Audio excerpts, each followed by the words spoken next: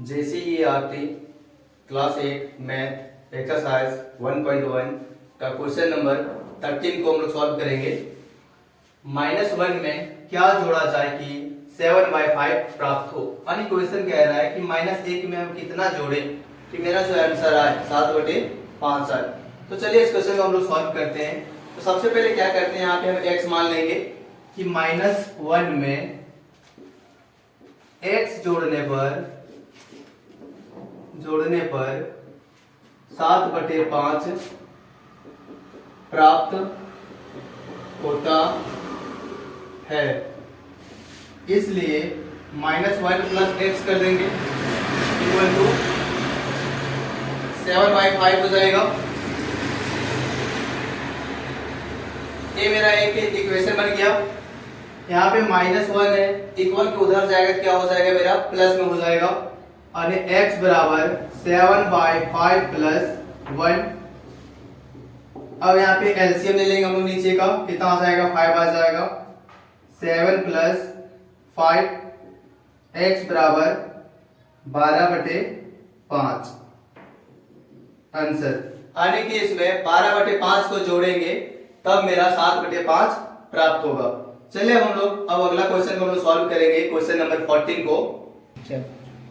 दो परिमेय संख्याओं का गुणनफल -12 है, यदि उनमें से एक संख्या -3/4 है तो दूसरी संख्या ज्ञात कीजिए। यानी कह रहा है कि दो परिमेय संख्याओं का यदि हम गुना करेंगे, यानी दो संख्याओं को जब हम गुना करेंगे तो -12 है, उनमें से एक संख्या मेरा दिया हुआ है, एक संख्या है -3/4, तो दूसरी संख्या हमको ज्ञात करना है। तो चलिए इस क्वेश्चन को हम लोग सॉल्व करते हैं। पहली संख्या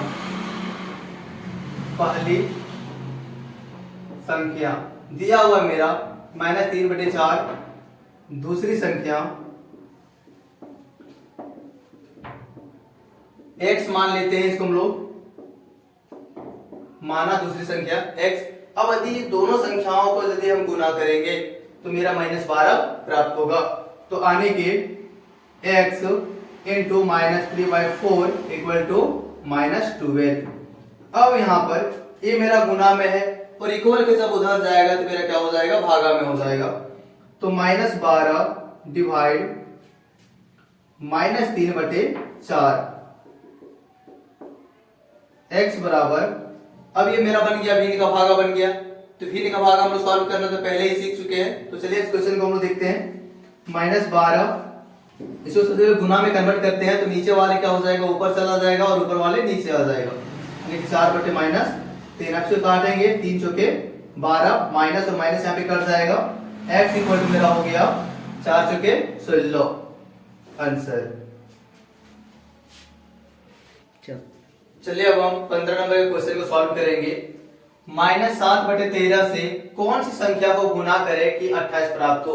यानी क्वेश्चन कह रहा है कि -7/13 किस संख्या से हम गुना करें कि उसका जो आंसर आए मेरा 28 आए। तो चलिए इस क्वेश्चन को हम लोग सॉल्व करते हैं।